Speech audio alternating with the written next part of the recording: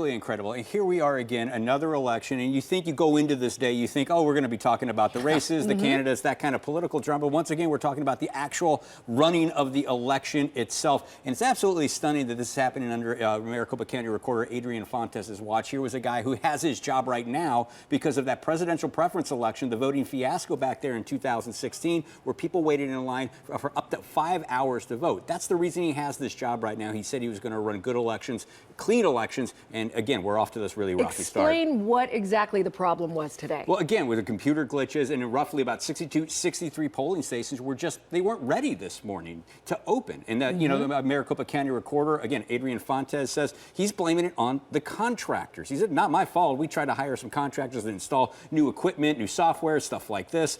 He said they didn't send us over the manpower that we needed. And this was happening on Monday night. Last night, he was aware of this last night. My question for him is, why were they still doing this stuff all the way up until the day before voting? Why wasn't this already, you know, weeks ago, and they were running tests? Okay, for our viewers that just got home from work, what happened a couple of hours ago? Adrian Fontes, he goes to the County Board of Supervisors and asks what? Well, Secretary of State Michelle Reagan, who oversees all elections of the state, said, well, considering what we're seeing now, I think they should extend the voting hours for some of these polling stations. Statewide? Well, in Maricopa County. Okay. They're going to be about 63, maybe, and those 63 that didn't open up on time, and then he was going to extend it to maybe 22 more. However, the county decided they were not going to petition a judge because they would need the judge's ruling to go ahead and do that. But the county says we're not going to go do that. And in doing so, they really scolded Adrian Fontes. And I just want to read part of the statement out there that they said. It says, you know, the Recorder's Office received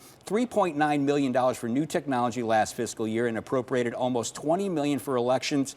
This fiscal year, there is no shortage of resources to run a successful election. So that was the chairman of the County Board of Supervisors really scolding the Maricopa County Recorder. Steve Chukri, scolding him tonight. So whoever wins these primary elections, they're going to have no problem with it, but it's the people who lose are going to have something to complain about, and those ultimately, tight races. Well, it's the voters, the people who showed up early and couldn't get back out to vote. Yeah, and how many voters are going to say, well, I tried to show up in the morning, I was turned away, and I couldn't get back because, you know, I work late, I have to go pick up my kids, I have to go run errands, and I wasn't able to get back. It's going to be extremely disappointing for them. Also, a lot of these, if you see any close races here tonight, keep it close on some of that stuff, any recounts. You could be seeing some lawsuits here that are going to end up costing the taxpayer because of this mistake. Dennis Welch is fully caffeinated and fully with us all night long with this only in Arizona primary election tonight.